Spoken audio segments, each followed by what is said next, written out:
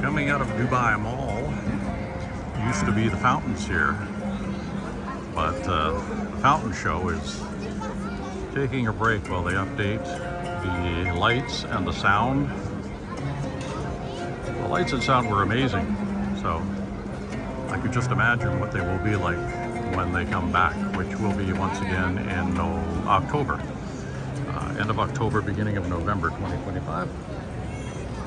And it will be back to normal, but as for right now, it's just not the same, obviously. This is May, so it's going to be a while before these are back. Can't really see what's going on, but there's the verge,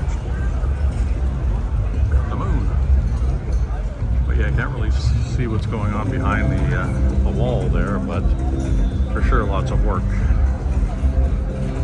Speaking of lots of work. Okay.